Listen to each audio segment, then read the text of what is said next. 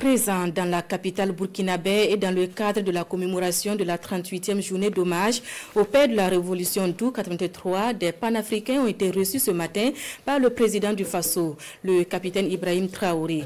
Les échanges ont été ponctués par la remise d'un manifeste pour un nouveau panafricanisme. Le compte rendu de l'audience est signé de Karim Bikenga.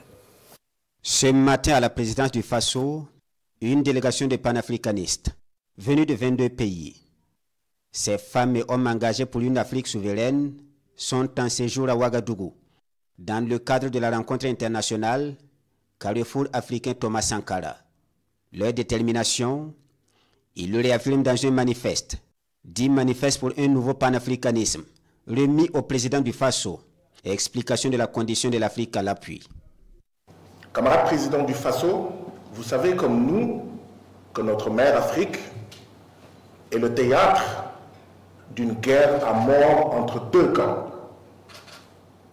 Le camp de celles et ceux qui ont choisi le néocolonialisme, qui ont choisi d'être le suppôt de l'impérialisme, qui acceptent que nos pays ne soient rien d'autre sur la planète Terre que des réservoirs de matières premières et des marchés pour les produits finis du centre du système capitaliste, est notre camp, votre camp, le camp que vous avez choisi, le camp que vous dirigez de manière fort admirable, cher camarade président du Faso, capitaine Ibrahim Traoré.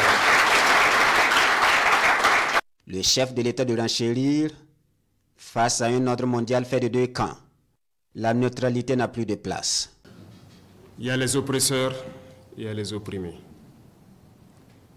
Et en tant que révolutionnaire, un révolutionnaire aime tous les peuples. La preuve, ils sont nombreux à venir d'autres continents pour appuyer, pour nous aider dans ce combat. Parce que toute personne qui aspire, tous les peuples qui aspirent à cette liberté, à ce développement, à cette harmonie, à cette union que nous voulons entre les peuples du monde, sont unis par les liens de la révolution. Voilà pourquoi il n'y a pas de barrière et un révolutionnaire aime les peuples. Partout où il y a l'oppression, partout où il y a des peuples qui sont dominés par d'autres individus, les révolutionnaires doivent pouvoir donner de la voix. Quant à la démocratie, le capitaine Ibrahim Traoré est sans détour. La démocratie s'est développée. Elle a atteint son apogée et aujourd'hui, elle est en déclin. L'Afrique doit désormais fabriquer son modèle de gestion de la cité, propre à elle. Cela passe par l'éveil des consciences. Et c'est là où le chef de l'État attend, ces défenseurs de la cause de l'Afrique. Qui aujourd'hui plus que vous pour passer ce message au monde entier? Qui aujourd'hui plus que vous pour éveiller les consciences? Comme je l'ai dit, tout commence par là.